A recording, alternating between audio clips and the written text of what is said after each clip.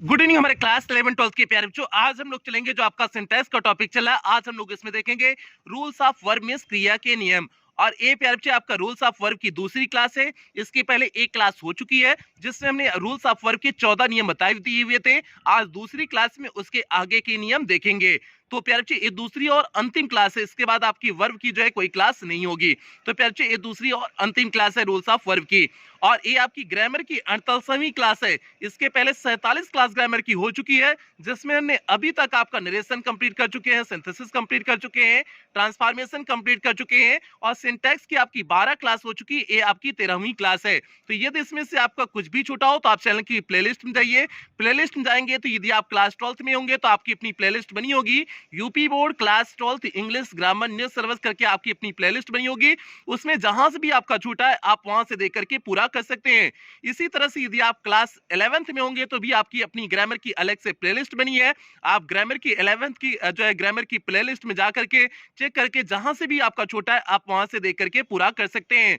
तो जल्दी से प्यारे बच्चे हम लोग आज की क्लास से कनेक्ट होते हैं। इसका रूल नंबर फर्स्ट पे चलते हैं। और रूल नंबर फर्स्ट पे चलने से पहले जो भी बच्चे चैनल पे पहली बार आए हैं चैनल को सब्सक्राइब करेंगे, वीडियो को लाइक करेंगे और क्लास 11 12 के हर एक के बच्चों तक वीडियो को शेयर और करेंगे प्यारे बच्चे। ये आपकी जिम्मेदारी है। तो जल्दी से हम लोग रूल नंबर फर्स्ट पे चर्चा करते हैं। देखते हैं आपका रूल नंबर फर्स्ट है क्या। यहां पर देखिए पहला नियम लिखे हुए हैं। पहला नियम क्या है? Describe, regard, mention, define, treat, represent आदि वर्ब्स के बाद एज का प्रयोग अवश्य होता है। तो प्यारे बच्चे इन वर्ब्स को आपको याद रखना है। डिस्क्राइब याद रखना है, रिगार्ड याद रखना है, मेंशन याद रखना है, डिफाइन याद रखना है, ट्रीट याद रखना है, रिप्रेजेंट याद रखना है। इन वर्ब्स के बाद आपको लगाने क्या है? एज के प्रयोग करने हैं। जैसे हमने एग्जांपल में लिखे हुए हैं, I treat him as a gentleman. मैंने उसके साथ व्यवहार कैसे किया? एक जेंटलमैन की तरह, मींस एक सज्जन की तरह मैंने उसके प्रति क्या किया? व्यवहार किया। तो ट्रीट के साथ आपने देखा एज का प्रयोग लिखे हुए है ना, ट्रीट एज का प्रयोग किए हुए है ना, तो आप ट्रीट के साथ एज का प्रयोग करेंगे। दूसरा एग्जांपल जैसे हमने लिखे हुए हैं, they represented the case as they knew. तो रिप्रेजेंट के साथ एज का प्रयोग किए ना, एज दे न्यू किए ना एज का प्रयोग। तो यही तो हमने बताया। इन वर्ब्स के बाद आप हमेशा किसका प्रयोग करते हैं? एज का प्रयोग करते हैं। तो they represented the case as they knew. तो सिंपल से आपको कुछ नहीं करने हैं। रूल नंबर फर्स्ट में आपको ज्यादा समझाने की जरूरत नहीं है। बस आपको इन वर्ड्स को याद रखना है। Describe, regard, mention, define, treat, represent, इन वर्ब्स को याद रखिए। आपका रूल नंबर फर्स्ट कंप्लीट हो गया। कोई दिक्कत इसमें समस्या नहीं होगी। अब हम लोग चलते हैं दूसरे नियम की तरफ बढ़ते हैं। देखते हैं आपका दूसरा नियम क्या है। यहां पर देखिए रूल नंबर 2 लिखे हुए हैं, dare, need, make, see, hear, choose, think, appoint आदि वर्ब्स के बाद टू या एस का प्रयोग नहीं होता है। तो प्यारे बच्चे वहां पर तो दिया था कुछ वर्ब आपको दिए हुए थे जिनके साथ एस का प्रयोग करते थे, लेकिन यहां पर कुछ आपका वर्ब लिखे हुए हैं जिनके साथ टू या एस का प्रयोग नहीं करेंगे। तो कौन कौन से वर्ब हो गए? डेयर हो गया, नीड हो गया, मेक हो गया, सी हो गया, हियर हो गया, चूज हो गया, थिंक हो गया, अपॉइंट हो गया। जैसे एग्जांपल में देखना, you need not go, direct हमने लिखा हुआ है, ऐसा नहीं लिखे हुए। You need not to go हमने नहीं लिखा हुआ है। इन्फिनिटिव गो को नहीं बनाई हुई है, टू गो में इन्फिनिटिव नहीं बनाई हुई है। अगर यहाँ पर नीड नहीं रहा होता तो आपका टू गो हो जाता, लेकिन यहाँ पर नीड ऐसा वर्ड है, ऐसी वर्ब्स है जो अपने साथ टू या एस का प्रयोग नहीं लेती है। तो क्या हो गया? You need not go direct हो गया, यहाँ पर टू गो नहीं होगा। दूसरा एग्जांपल देखना, आई मेड हिम लाफ हो गया, डायरेक्ट आई मेड हिम लाफ किए हुए हैं, टू लाफ नहीं किए हुए हैं, उसे इन्फिनिटिव नहीं बनाए हुए हैं। I made him to laugh नहीं किए हुए हैं, डायरेक्ट हम लिखेंगे आई मेड हिम लाफ लिखेंगे। क्यों? क्योंकि मेड हो गया आपका टू या एस का प्रयोग अपने साथ नहीं लेता है, तो इसलिए नीड के साथ भी हमने टू या एस नहीं लगाए, मेड के साथ भी टू या एस का प्रयोग नहीं किए। तो प्यारे बच्चे ये दूसरा नियम भी आपको ज्यादा समझाने की जरूरत नहीं है। बस सिंपल से आपको इन वर्ब्स को याद रखना है। Need, dare, make, see, hear, choose, think, appoint, इन वर्ब्स के पश्चात आपको टू या एस का प्रयोग नहीं करना है। और इसे रटने की भी जरूरत नहीं है, जितना आप प्रैक्टिस करोगे उतना बेहतर हो जाएगा, आपको दिमाग में एकदम सेट हो जाएगा, कोई ज्यादा दिक्कत आपको समस्या नहीं है। प्यारे बच्चे अब हम लोग चलते हैं तीसरे नियम की तरफ बढ़ते हैं। देखते हैं आपका तीसरा नियम क्या है। तो यहां पर देखिए हमने तीसरे नियम को लिखे हुए हैं कि कंडीशनल सेंटेंस में जो शर्त बताने वाले वाक्य होते हैं, तो कंडीशनल सेंटेंस में इफ या व्हेन से आरंभ होने वाले क्लास में, तो जो कंडीशनल सेंटेंस होता है उसमें जो इफ या व्हेन से आरंभ होने वाला जो क्लास होता है वो हमेशा सिंपल प्रेजेंट टेंस में होता है तथा प्रिंसिपल क्लास में सिंपल फ्यूचर का प्रयोग करना चाहिए। तो प्यारे बच्चे बस इसमें बात इतना समझने की कोशिश करना, इफ या व्हेन से जो क्लास आपका शुरू होगा वो किस टेंस में होगा, सिंपल प्रेजेंट टेंस में होगा, और जो प्रिंसिपल क्लास होगा मींस उसके अलावा जो क्लास है वो किस टेंस में होगा, सिंपल फ्यूचर टेंस में होगा। बस इस चीज को आप ध्यान में रखना।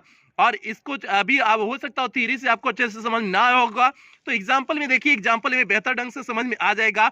एग्जांपल में देखिए हमने इनकरेक्ट वाले में लिखे हुए हैं, if he will come to me, यदि वह मेरे पास आएगा, आई शैल हेल्प मी, मैं उसकी मदद करूंगा।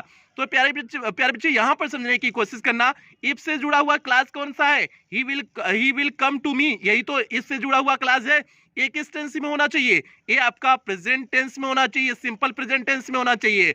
और दूसरा वाला क्लास किसमें, आई शैल हेल्प हिम, किसमें होना चाहिए, वो आपका जो है फ्यूचर टेंस में होना चाहिए। तो आई शैल हेल्प हिम तो सही है, ये आपका फ्यूचर टेंस में है, ये तो बिल्कुल सही है। लेकिन क्या ये बताओ, if he will come to me, ये क्या आपका सिंपल प्रेजेंट टेंस में है, तो बिल्कुल नहीं है। आप कहोगे जो है फ्यूचर टेंस में है, तो सिंपल प्रेजेंट टेंस है, बिल्कुल नहीं है।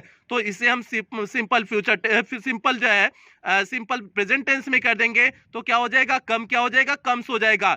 If he comes to me, यदि वह मेरे पास आता है, आई शैल हेल्प हिम, मैं उसकी मदद करूंगा। तो प्यारे बच्चे एक किस टेंस में हो गया, आपका ए सिंपल प्रेजेंट टेंस में हो गया, और जो दूसरा वाला प्रिंसिपल क्लास है वो किस में हो जाएगा, आपका वो फ्यूचर टेंस में हो जाएगा। तो सिंपल से ए आपका रूल नंबर 3 बस इतना सा है। अगर इफ या व्हेन से जुड़ा हुआ कोई कंडीशनल सेंटेंस है, मींस शर्त बताने वाला वाक्य है, तो जो इफ या व्हेन से जुड़ा हुआ जो क्लास होगा वो जो है सिंपल प्रेजेंट टेंस में होगा, और जो प्रिंसिपल क्लास जो मींस अतिरिक्त एक और क्लास होगा, मींस प्रिंसिपल क्लास जो होगा वो किस टेंस में होगा, सिंपल फ्यूचर टेंस में होगा। ये आपका रूल नंबर 3 कहता है, मींस रूल नंबर 3 कहता है। उम्मीद करते हैं ये बेहतर ढंग से समझ में आ गया होगा, इसमें ज्यादा समझाने की अब जरूरत नहीं है।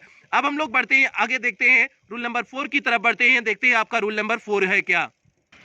यहां पर देखिए हमने रूल नंबर 4 लिखे हुए हैं, चौथा नियम क्या लिखे हुए हैं, ध्यान से देखिए। यदि इफ क्लास में होने वाला कार्य असंभव, अवास्तविक या काल्पनिक होता है, तो साधारणतः इफ क्लास के वर्ब में वर का प्रयोग होता है तथा मुख्य क्लास में उड का प्रयोग करते हैं।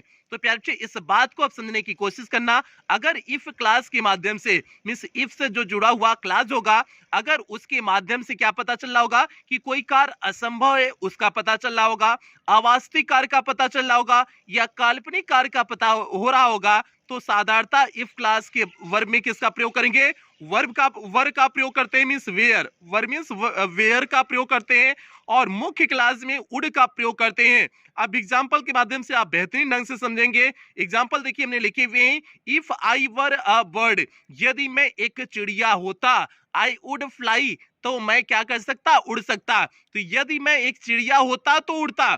तो प्यारे बच्चे if I were a bird, हमने आई के साथ किसका प्रयोग किए हुए हैं, वर का प्रयोग किए हुए हैं। क्यों किए हुए हैं, क्योंकि यह असंभव बात है। भैया हम तो चिड़िया बन नहीं सकते हैं, जब चिड़िया बन नहीं सकते हैं, असंभव बात है, काल्पनिक बात है, तो असंभव और काल्पनिक के लिए हम किसका प्रयोग करेंगे, वर का प्रयोग कर सकते हैं। तो यहां पर आप जो है सिंपल प्रेजेंट टेंस में नहीं करोगे तब भी चल जाएगा, आपको यहां किसका प्रयोग करना है, वर का प्रयोग करना है, क्योंकि यह असंभव है, अवास्तविक है, काल्पनिक है, इसलिए आप यहां पर वर का प्रयोग करेंगे। तो अगर जो है इफ क्लास के माध्यम से असंभव, अवास्तविक और काल्पनिक चीज का बोध हो रहा होगा, तो इफ क्लास के बाद मींस जो भी इफ क्लास से जुड़ा हुआ होगा उसमें वर्ब के रूप में हम किसका प्रयोग करते हैं, वर का प्रयोग करते हैं। और जो मुख्य क्लास होगा उसमें किसका प्रयोग करेंगे, उड का प्रयोग करेंगे। तो मुख्य क्लास आपका क्या है, आई वुड फ्लाई है ना, तो हमने उड का प्रयोग किए हुए ना, तो मुख्य क्लास में हमने उड का प्रयोग किया,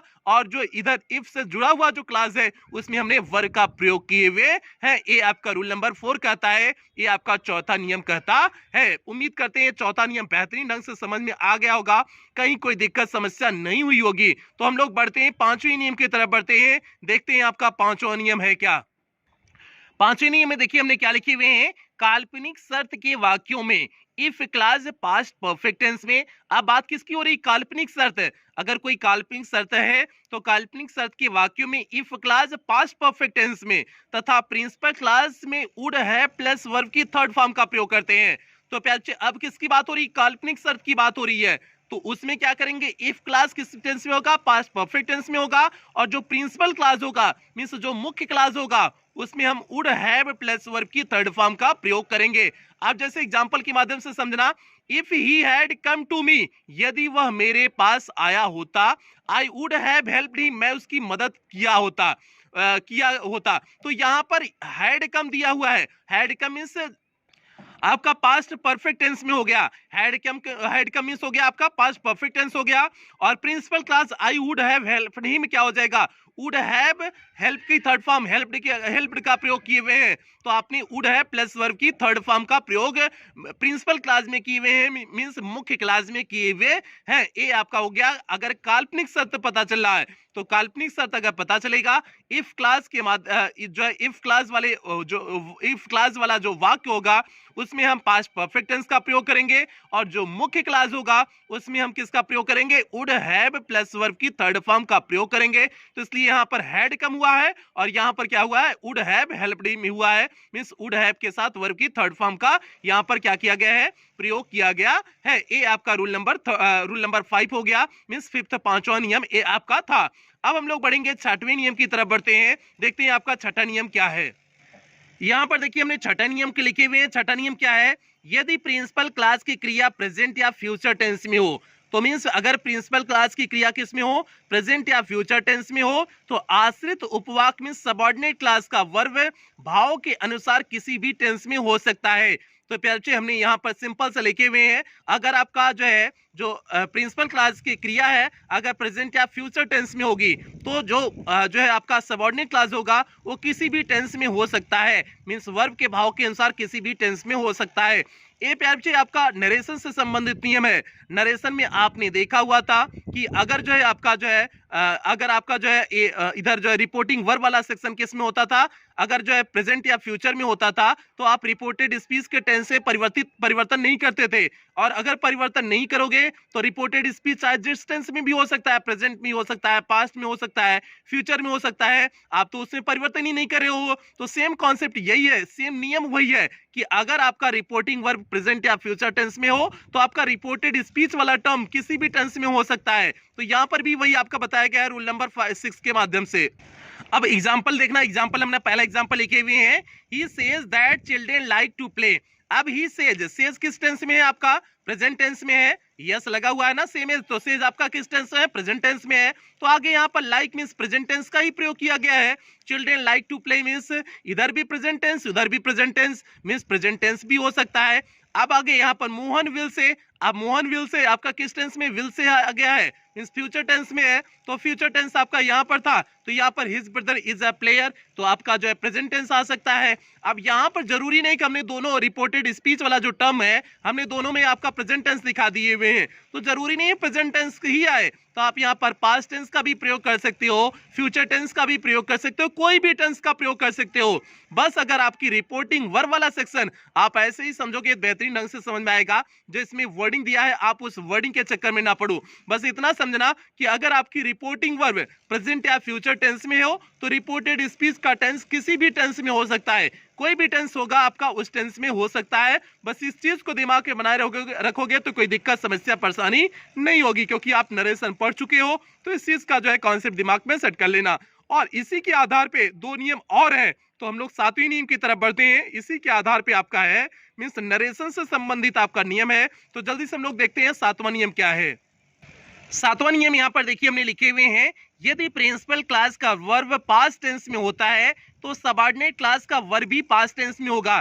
तो प्यारे बच्चे अब सिंपल सी बात हो गई कि अगर रिपोर्टेड स्पीच आपका पास्ट टेंस में, रिपोर्टिंग वर्ब अगर आपकी रिपोर्टिंग वर्ब पास्ट टेंस में हो तो रिपोर्टेड स्पीच भी किस टेंस में होगा, पास्ट टेंस में होगा, क्योंकि अगर प्रेजेंट है तो आप चारों को पास्ट में चेंज कर देते हैं ना, तो आपका सिंपल सी बात हो गई। अगर यहाँ पर पास्ट टेंस है, रिपोर्टिंग वर्ब वाला सेक्शन आपका पास्ट टेंस में है, तो रिपोर्टेड स्पीच भी आपका किस टेंस में हो जाता है, पास्ट टेंस में हो जाता है। तो सिंपल सा यहाँ पर वही वही इसी को हमने वर्डिंग चेंज करके लिखे हुए हैं कि यदि प्रिंसिपल क्लास का वर्ब पास्ट टेंस में हो तो आपका जो सबऑर्डिनेट क्लास होगा उसका भी वर्ब किस टेंस में होगा, पास्ट टेंस में होगा। जैसे हमने यहाँ पर लिखे हुए हैं Ram said that he was learning his lesson, तो राम सेड आपका से का सेकेंड फॉर्म है, तो आपका प्रिंसिपल क्लास किस में हो गया, आपका पास्ट टेंस में हो गया। तो यहाँ पर कोई भी टेंस हो सकता है, देखो कोई नहीं मींस आपका जो सबऑर्डिनेट क्लास होगा किस टेंस में होगा, पास्ट टेंस में होगा। तो इसलिए यहाँ पर वाज लर्निंग का प्रयोग किया गया है। वाज लर्निंग आपका क्या है, पास्ट टेंस ही तो है। तो आपका क्या हो गया, Ram said that he was learning his lesson हो गया। तो सेड यहाँ पर पास्ट टेंस था, तो पास्ट टेंस की वजह से आगे भी आपका क्या होगा, पास्ट टेंस होगा। तो अब दूसरा एग्जांपल देखिए, she said that she wrote a letter to her mother. She said means आपका कौन सा टेंस हो गया, सेड मींस आपका कौन सा टेंस हो गया, आपका जो है पास्ट टेंस हो गया। पास्ट टेंस तो आगे वाला भी आपका पास्ट टेंस होगा। She wrote a letter to her mother, तो wrote means past indefinite tense का प्रयोग किया गया है, रोट मींस सेकंड फॉर्म का प्रयोग किया गया ना। तो सेकंड फॉर्म आपका कब आता है, पास्ट इंडेफिनिट टेंस में आता है, तो मींस आपका पास्ट टेंस का प्रयोग किया गया है ना। तो सिंपल सी बात हो गई, अगर प्रिंसिपल क्लास का वर्ब अगर पास्ट टेंस में हो तो सबऑर्डिनेट क्लास जो भी आपका होगा वो किस टेंस में होगा, पास्ट टेंस में होगा। और सबऑर्डिनेट क्लास क्या होते हैं, सिंपल सी बात, जो सबऑर्डिनेट कंजंक्शन से मिलकर के बने हुए वाक्य होते हैं, वही जो क्लास होते हैं, इस जो सबऑर्डिनेट कंजंक्शन से मिलकर के बने हुए आपके क्लास होते हैं, वही आपका क्या होता है, सबऑर्डिनेट क्लास होता है। अब यहाँ पर दैट शब्द है, तो दैट आपका क्या है, सबऑर्डिनेट कंजंक्शन है। तो सबऑर्डिनेट कंजंक्शन से जो जुड़ा हुआ वाक्य होगा वही आपका क्या है, सबऑर्डिनेट क्लास है। तो इसलिए दैट के बाद जितना सब कुछ है वो आपका क्या हो जाएगा, सबऑर्डिनेट क्लास हो जाएगा। तो सबऑर्डिनेट क्लास आपका किस टेंस में होगा, ये आपका जो है पास्ट टेंस में होगा। कब होगा, जब इधर आपका रिपोर्टिंग वर्ब वाला सेक्शन मींस आपका प्रिंसिपल क्लास जब किस टेंस में होगा, पास्ट टेंस में होगा, तो आगे भी आपका पास्ट टेंस होता है। और यहां पर अगर प्रेजेंट या फ्यूचर टेंस रहा होता, मींस यहाँ पर प्रिंसिपल क्लास यदि प्रेजेंट या फ्यूचर टेंस में रहा होता तो यहाँ पर कोई भी टेंस हो सकता था, मींस प्रेजेंट भी हो सकता था, पास्ट भी हो सकता था, फ्यूचर भी हो सकता था, तब कोई भी हो सकता था। लेकिन अगर यहाँ पर पास्ट टेंस आ जाए तो आपको कौन से टेंस करने हैं, आपको जो है करने हैं इधर पास्ट टेंस ही करना है। मींस जो सबऑर्डिनेट क्लास होगा वो हमेशा पास्ट टेंस में ही होगा। ए पे आपका रूल नंबर 7 हो गया। ए भी आपका नरेशन से संबंधित नियम था। अब हम लोग चलते हैं 8वें नियम की तरफ बढ़ते हैं। एक और नरेशन से संबंधित नियम को देखते हैं, 8वां नियम। यहां पर देखिए पहले 8वां नियम हमने लिखे हुए हैं। 8वां नियम देखिए क्या लिखे हुए हैं, यदि सबऑर्डिनेट क्लास कोई सार्वभौमिक सत्य मींस यूनिवर्सल ट्रूथ आदत संबंधी तथ्य बताए तो वर्ब सिंपल प्रेजेंट होगा, सिंपल प्रेजेंट में होगा। तो प्यारे बच्चे अगर इन दोनों की बात हो रही है, इन दोनों की बात हो रही है मींस किसकी, सार्वभौमिक सत्य यूनिवर्सल ट्रूथ, आदत संबंधित जो है तथ्य मींस हैबिचुअल एक्शन। तो प्यारे बच्चे इसमें हम 2-3 चीजें और जोड़ देते हैं, जैसे प्रोवर्ब हो गया, कोई कहावत होगी उसे भी आप ऐड कर सकते हो, हिस्टोरिकल फैक्ट कोई ऐतिहासिक सत्यता की बात हो उसे भी आप ऐड कर सकते हो। आपने देखा हुआ था जब आप नरेशन पढ़ रहे थे तो नरेशन में हमने आपको एक नियम बताया हुआ था कि रिपोर्टिंग वर्ब के पास्ट टेंस में होते हुए भी 4 ऐसी कंडीशन होती हैं जब रिपोर्टेड स्पीच के टेंस में कोई परिवर्तन नहीं होता है। तो प्यारे बच्चे यहाँ पर 4 कौन सी स्थिति हमने बताया था, एक यूनिवर्सल ट्रूथ बताया था, दूसरा हमने हैबिचुअल फैक्ट बताया था, तीसरा हमने प्रोवर्ब बताया था, चौथा हमने बताया था ऐतिहासिक सत्यता मींस हिस्टोरिकल फैक्ट। हमने 4 चीजों के बारे में चर्चा किए हुए थे वहां पर। तो सेम कॉन्सेप्ट यही यहां पर दिया हुआ है। जैसे हमने एग्जांपल में देखिए, द टीचर सेड दैट, अब टीचर सेड यहां पर पास्ट टेंस है, तो पास्ट टेंस है तो आगे आपका प्रेजेंट हो सकता है, जबकि होना चाहिए था पास्ट ही होना चाहिए था, क्योंकि इसके पहले हमने बताया प्रिंसिपल क्लास अगर आपका पास्ट टेंस में हो तो जो सबऑर्डिनेट क्लास जुड़ी हुई होगी वो भी पास्ट टेंस में होगा। तो पास्ट टेंस में होना चाहिए था लेकिन नहीं होगा। क्यों नहीं होगा, क्योंकि यह 4 चीजें अपवाद होती हैं। तो क्या हो जाएगा, the teacher said that the earth moves around the sun हो जाएगा। तो मूव्स आपका किस टेंस दिखा, कौन सा टेंस दिखाया, आपका प्रेजेंट इंडेफिनिट टेंस दिखाया। ये तो आपका पास्ट टेंस है नहीं, लेकिन फिर भी हमने जो है इसके साथ इसका प्रयोग किए हुए हैं। क्यों किए हुए हैं, क्योंकि ये 4 चीजें अपवाद थी। हमने आपको जो है नरेशन वाले सेक्शन भी आपको इस चीज का जिक्र किया हुआ था। अब जैसे दूसरा एग्जांपल देखिए यहाँ पर लिखे हुए हैं, He said that, उसने कहा that dogs bark at strangers, कुत्ते अजनबियों पे भौंकते हैं। ये क्या दिखा रहा है, आदत संबंधित तथ्य को दिखा रहा है ना, आदत संबंधी तथ्य को दिखा रहा है। तो ये सिंपल सा जो है he said आपका पास्ट टेंस में था, फिर भी यहाँ पर dogs bark means present indefinite tense, तो यहाँ फिर भी आपका किस टेंस का प्रयोग किया गया, सिंपल प्रेजेंट टेंस का प्रयोग किया गया। तो यही चीजें थी कि अगर प्रिंसिपल क्लास आपका पास्ट टेंस में हो और जो आपका सबऑर्डिनेट क्लास है उसमें 4 चीजें आ जाएं, चार चीजों में कौन कौन सी होगी? यूनिवर्सल ट्रूथ होगा, हैबिचुअल फैक्ट होगा, प्रोवर्ब हो जाएगा और ऐतिहासिक घटना मींस हिस्टोरिकल फैक्ट हो जाएगा। चारों चीजें अगर आ रही हैं तो कोई दिक्कत नहीं, आप यहाँ पर प्रेजेंट का भी प्रयोग कर सकते हैं, पास्ट का भी प्रयोग कर सकते हैं, जो भी आपको प्रयोग करना है आप उन सभी का प्रयोग कर सकते हैं। तो उसमें आपको कोई बाध्यता नहीं होगा, जो हमने आपको नरेशन में भी बताया हुआ था। ये प्यारे बच्चे आपका रूल नंबर 8 हो गया। उम्मीद करते हैं समझ में आया होगा। अब हम लोग बढ़ते हैं नवे नियम की तरफ बढ़ते हैं, देखते हैं नवा नियम आपका है क्या। नवा नियम यहाँ पर देखिए आपको थोड़ा सा बड़ा दिख रहा होगा, लेकिन एक्चुअल में बड़ा नहीं है, बस अगर आप ढंग से समझेंगे तो एकदम छोटा सा नियम है। तो इसमें हमने लिखे हुए हैं, यदि आश्रित उपवाक्य मींस आपका सबऑर्डिनेट क्लास, यदि सबऑर्डिनेट क्लास ऐसे कंजक्शन से आरंभ हो जिससे कोई उद्देश्य प्रकट होता हो, उद्देश्य मींस आपका पर्पस प्रकट होता हो, तो प्रिंसिपल क्लास का वर्ब प्रेजेंट या फ्यूचर टेंस में होने पर आश्रित उपवाक्य में मे का प्रयोग होता है, और यदि प्रिंसिपल क्लास का वर्ब पास्ट टेंस में होने पर आश्रित उपवाक्य में माइट का प्रयोग होता है।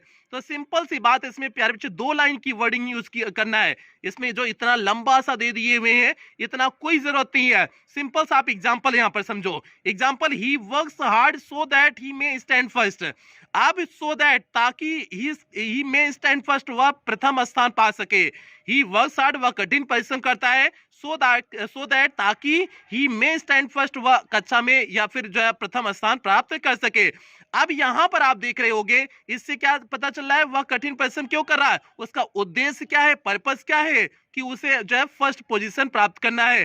तो अब यहां पर उद्देश्य प्रकट हुआ ना, पर्पस प्रकट हुआ ना। अगर ऐसे आपका पर्पस उद्देश्य प्रकट हो रहा है तो आपका वर्क्स, आपने यहां पर हमने वही बोले हुए हैं, जो आपका सबऑर्डिनेट क्लास जो आपका होगा, इधर आपने वर्क्स का प्रयोग किए हुए हैं। ये आपका वर्क्स मींस प्रेजेंट टेंस में प्रयोग कर सकते हैं या फिर फ्यूचर टेंस में भी हो सकता है। तो जो आपका प्रिंसिपल क्लास है, वर्क्स आपका क्या हो जाएगा, प्रिंसिपल क्लास है ना, ही वर्क्स हार्ड आपका प्रिंसिपल क्लास है ना। तो जो प्रिंसिपल क्लास है वो किस टेंस में हो सकता है, जो है सिंपल प्रेजेंट टेंस में भी हो सकता है और जो है फ्यूचर टेंस में भी हो सकता है। और अगर प्रेजेंट या फ्यूचर टेंस में है तो यहां पर means subordinate class, so that के बाद जो जुड़ा हुआ है सबऑर्डिनेट क्लास जो है, उसमें किसका प्रयोग होगा, मे का प्रयोग होगा।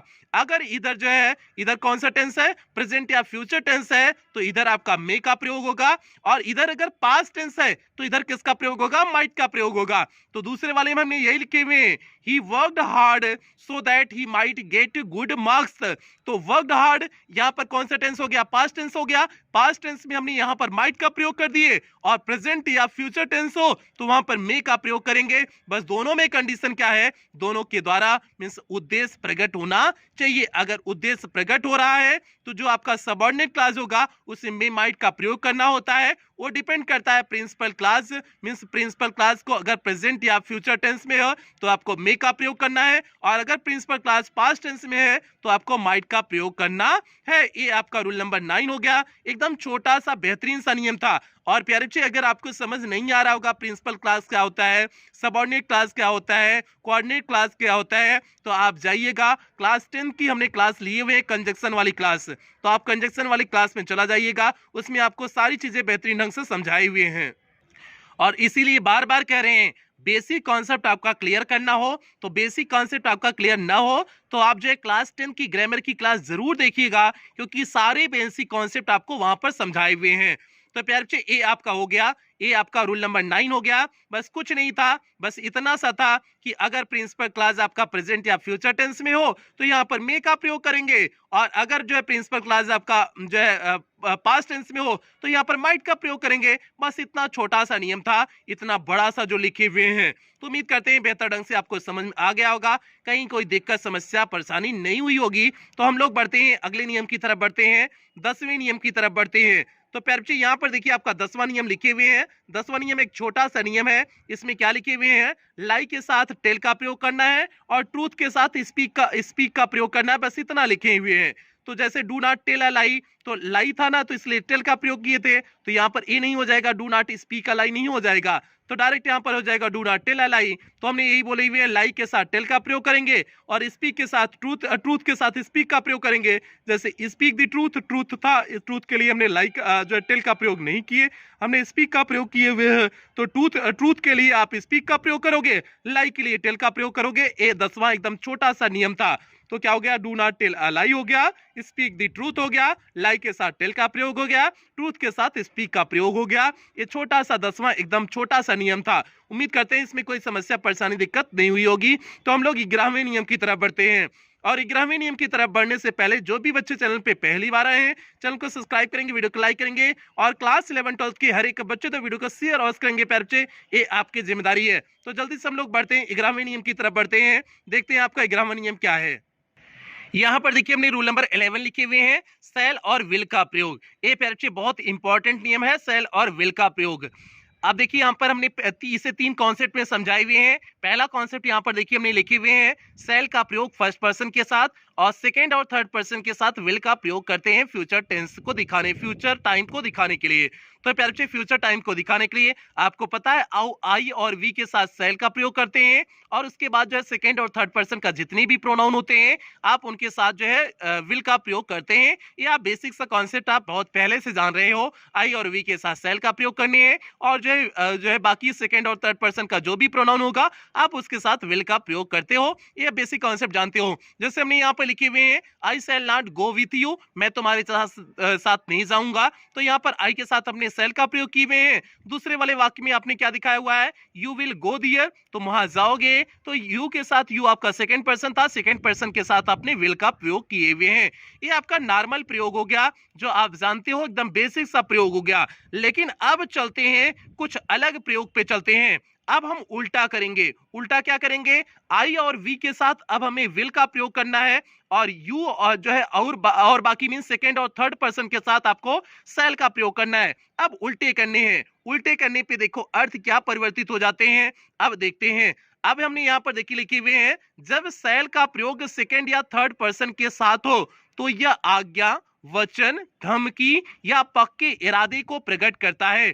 तो प्यारे बच्चे अब सेल का प्रयोग जो आपने सीखा, नॉर्मली प्रयोग सीखा, आई और वी के साथ सेल का प्रयोग करते हैं। लेकिन अगर सेकेंड पर्सन और थर्ड पर्सन के साथ सेल आ गया तो वह क्या दिखाएगा, या तो आज्ञा का भाव दिखाएगा, या तो कोई प्रॉमिस वचन दिखाएगा, या तो धमकी थ्रेट कोई दिखाएगा, या पक्का कोई डिटर्मिनेशन है, इरादा है, उसे प्रकट करता है। जैसे हमने इस पहला एग्जांपल लिखे हुए हैं, you shall have to take some medicine, तुम्हें कुछ अवश्य क्या ले लेना चाहिए था, ले लेना चाहिए, मेडिसिन मींस दवा लेना चाहिए। तो यहाँ पर आज्ञा दिखा रहा है, कमांड दिखा रहा है, you shall have to take some medicine, तुम्हें अवश्य कुछ मेडिसिन लेना होगा।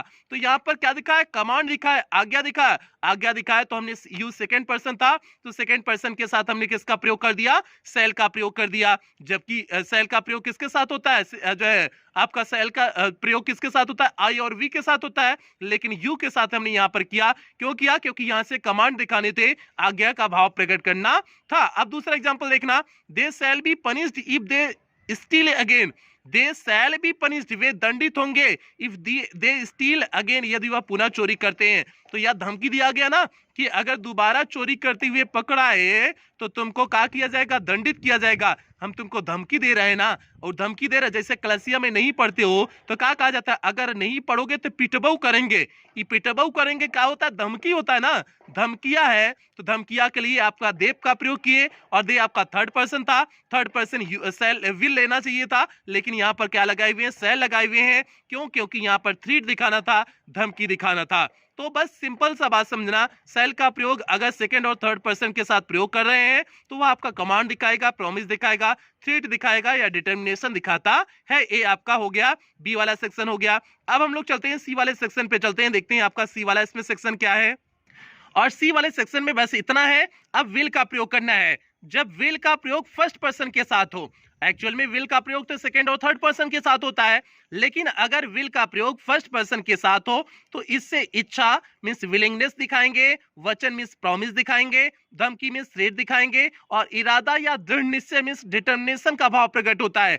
कब, जब विल का प्रयोग फर्स्ट पर्सन के साथ हो। तो सिंपल सा हो गया, जब विल का प्रयोग फर्स्ट पर्सन के साथ हो तो आप उसके माध्यम से विलिंगनेस मींस इच्छा दिखाएंगे, वचन मींस प्रॉमिस दिखाएंगे, धमकी मींस थ्रेट दिखाएंगे, इरादा दृढ़ निश्चय, जो सेम चीजें उसमें थी जो है किसके साथ, सेल के साथ थी, वही सेम चीजें विल के साथ भी है। आपको इसका किसके साथ प्रयोग करना है, फर्स्ट पर्सन के प्रोनाउन के साथ प्रयोग करने हैं। और आपके पास फर्स्ट पर्सन का प्रोनाउन कौन होता है, आई और वी होता है। अब जैसे यहाँ पर लिखे हुए हैं I will do this work, मैं इस काम को करूंगा, तो यहाँ पर विलिंगनेस दिखाई ना, इच्छा दिखाई ना कि मैं इस काम को करूंगा, तो यहाँ पर विलिंगनेस मींस इच्छा दिखाई जा रही है, तो इसलिए आई के साथ विल का प्रयोग हुआ है। दूसरे वाले वाक्य में we will fight against injustice, हम जो है इनजस्टिस के खिलाफ मींस अन्याय के खिलाफ क्या कर सकेंगे, लड़ सकेंगे, मींस लड़ूंगा, वी विल हम सभी अन्याय के खिलाफ क्या करूंगा, लड़ूंगा। तो यहाँ पर डिटर्मिनेशन दिखाया ना कि अन्याय के खिलाफ लड़ूंगा, तो यहाँ डिटर्मिनेशन दिखा रहा है, दृढ़ निश्चय दिखा रहा है, तो इसलिए वी आपका जो है फर्स्ट पर्सन था, तो फर्स्ट पर्सन के साथ सेल लगाना चाहिए था, लेकिन हमने किसका प्रयोग किए हुए हैं, विल का प्रयोग किए हुए हैं। तो ये हो गया आपका विल का प्रयोग अगर फर्स्ट पर्सन के साथ हो रहा है तो वह कोई विलिंगनेस मींस इच्छा दिखाया जाएगा, प्रॉमिस दिखाया जाएगा, या थ्रेट दिखाया जाएगा, या डिटर्मिनेशन दिखाया जाता है उसके माध्यम से। अब हम लोग चलते हैं 12वें नियम की तरफ बढ़ते हैं और 12वां और अंतिम नियम की तरफ बढ़ते हैं। देखते हैं आज की क्लास का अंतिम नियम है क्या।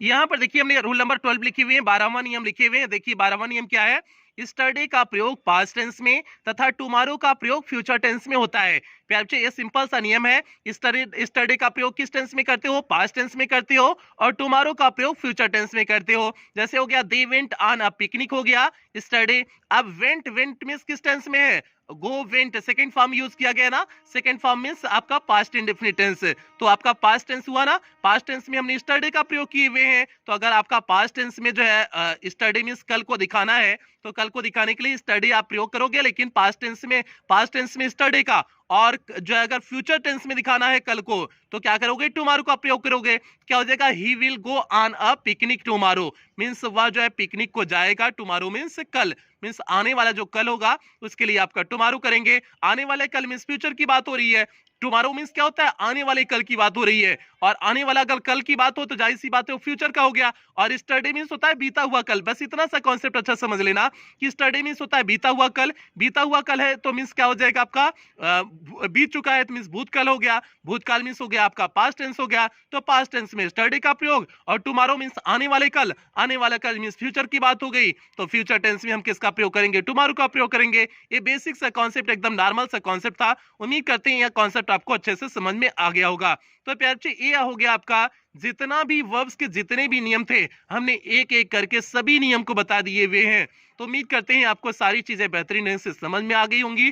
तो वर्ब की क्लास यहीं पर कंप्लीट होती है। अब इसके बाद इन्फिनिटिव चलेंगे, फिर पार्टिसिपल चलेंगे, फिर जिरंड चलेंगे, उसके बाद एडवर्ब आएंगे। तो प्यारे बच्चे आज की क्लास यहीं कंप्लीट करेंगे। हाँ, क्लास कंप्लीट करने से पहले जो भी बच्चे चैनल पे पहली बार आए हैं, चैनल को सब्सक्राइब करेंगे, वीडियो को लाइक करेंगे, और ये आपकी जिम्मेदारी है क्लास 11 12 की हर एक बच्चे तक वीडियो को आपको शेयर करना है, ये प्यारे बच्चे आपकी जिम्मेदारी है। तो इस चीज की आपसे आशा करते हैं आप क्लास 11, और खास करके उन बच्चों तक शेयर करना है जो बच्चे स्कूल कोचिंग नहीं जा पाते हैं, जिन बच्चों की इसकी अत्यधिक आवश्यकता है उन बच्चों तक अवश्य शेयर करें। तो प्यारे बच्चे आज की क्लास यहीं कंप्लीट करते हैं। और हाँ, यदि आप हमारे ब्लॉगिंग चैनल से जुड़ना चाहते हैं तो जैसे नीचे सूरज यादव जौनपुर लिखा गया है उसी तरह से यूट्यूब पे सर्च करेंगे, मेरा ब्लॉगिंग चैनल मिल जाएगा, आप वहां से भी मुझसे जुड़ सकते हैं। तो मिलते हैं प्यारे बच्चे अगली क्लास में, कल वाली क्लास में मिलते हैं। तब तक आप लोग अपना ध्यान रखें, अपने परिवार का ध्यान